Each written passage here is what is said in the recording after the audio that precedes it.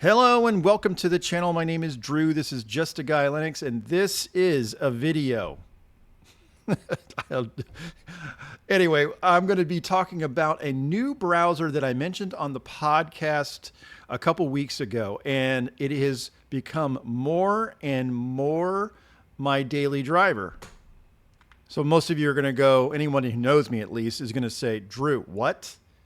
Firefox-esr. I don't know what you're doing, but Firefox-esr has always been and will always be your jam. And the fact of the matter is, maybe not.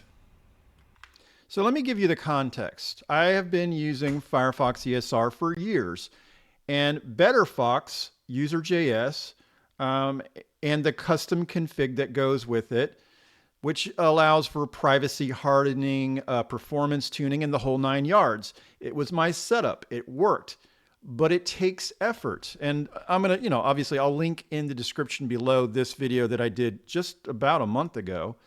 And then there are some sites that don't necessarily work right that are, Chromium only web apps and weird rendering bugs. And the struggle. And so I told myself, is it worth it? And is there something a little bit better? Well, essentially what I've done with this DIY project is to try to make Firefox ungoogled Chromium. I mean, that was the goal basically.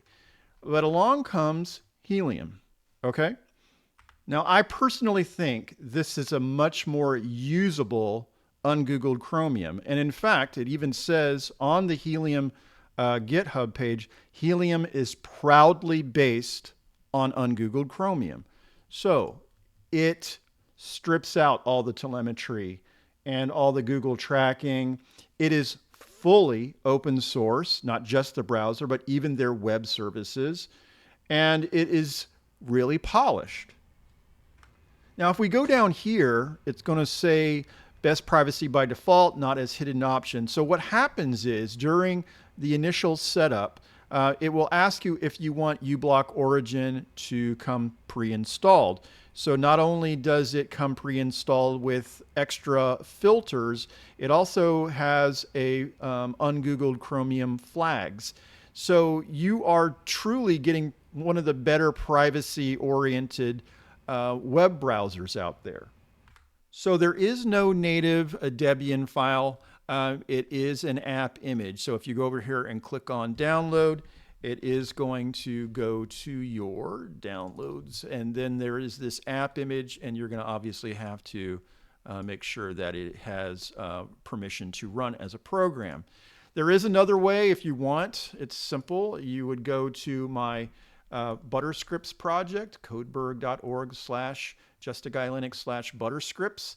And if you do that, you're going to get this, you're going to be in the Butterscripts. And if you go into the browsers directory, there is an install browsers, and you could just go one and it will install the Helium browser. It will put it in an applications directory, and it will create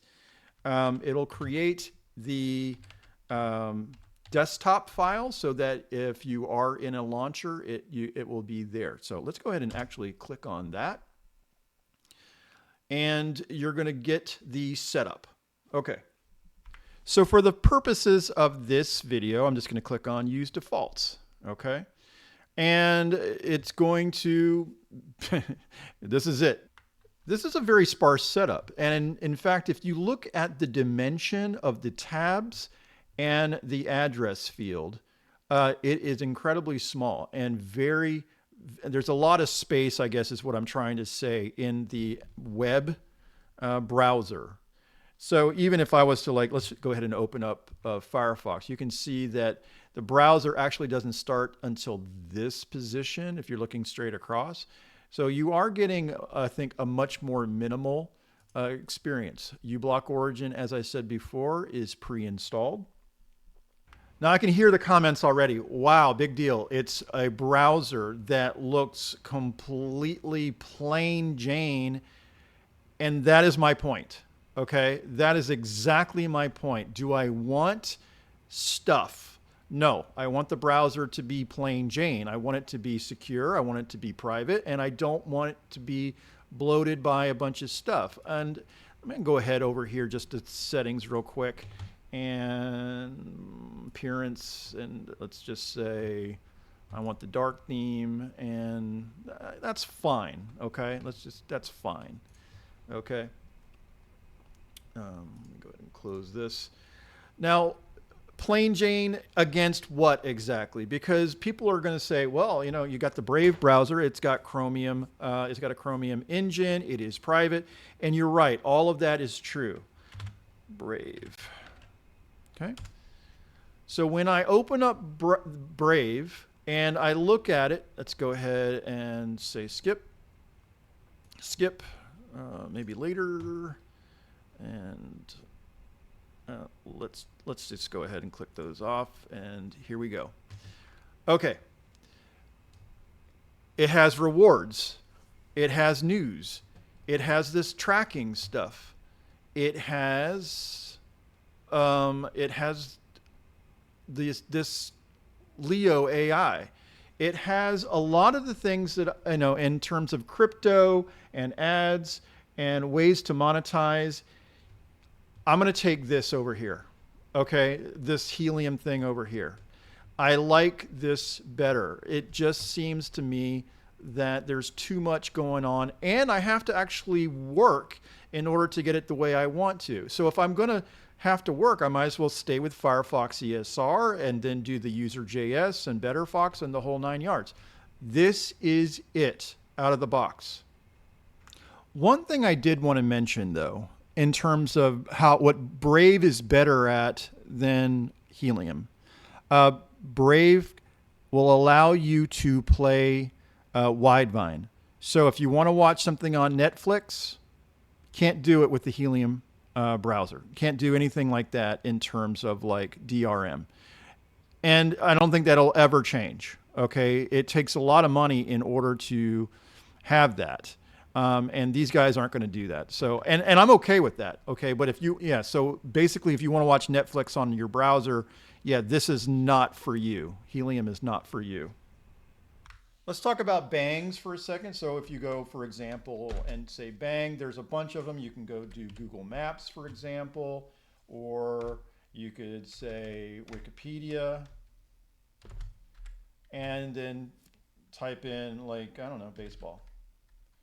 And you'd get Wikipedia results from that bang. It's a really, really cool thing. Not everyone is going to use it. I would definitely use it. The other thing, just say I want, I don't know, IMDb, right, like that, and say Dune. Okay. I don't know. That's fine. And if I want to, I can right click over here and say add tab to split view, and you can split view your browser. Anyway, this is another feature that Helium has. I think that's kind of cool.